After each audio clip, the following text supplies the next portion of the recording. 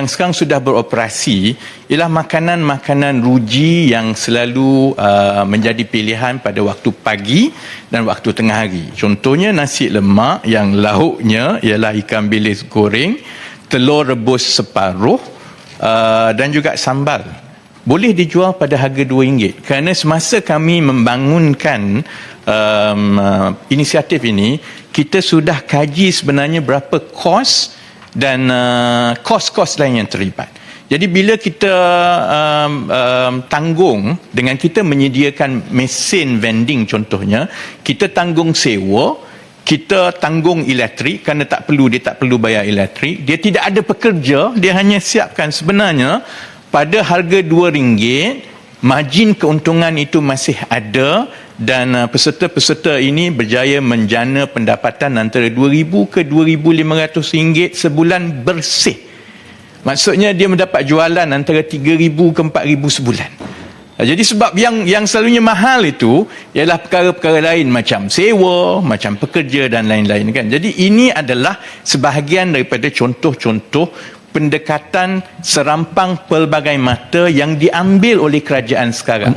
Dia bukan bersifat seperti sebelum ini, ambil peruntukan besar, umum, tabur dan kita berharap ia akan mendatangkan hasil. Kerana kita tahu ia mestilah yang bersifat mengubah struktur ekonomi yang ada. Mohon celah Yang Berhormat Menteri.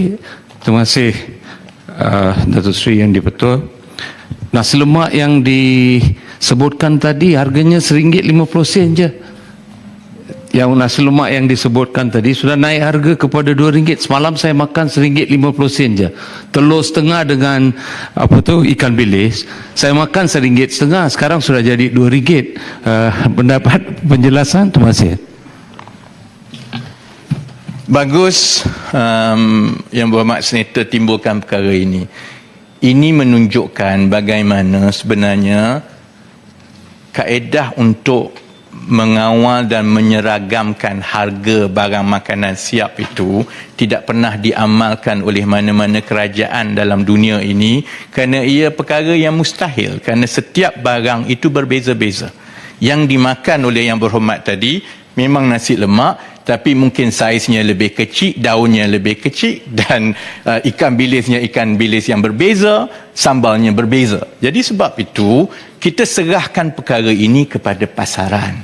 Yang kita nak pastikan ialah pada mutu tertentu, pada nilai tertentu, harga itu dikira berpatutan dan ukurannya ialah sambutan yang diberikan oleh rakyat. Kalau pada harga RM2 itu, ia berjaya menjana pendapatan bersih sampai RM2,000, RM2,500 sebulan, itu bermakna pasaran telah menerima bahawa itulah nilai yang terbaik bagi makanan pada saiz dan mutu itu.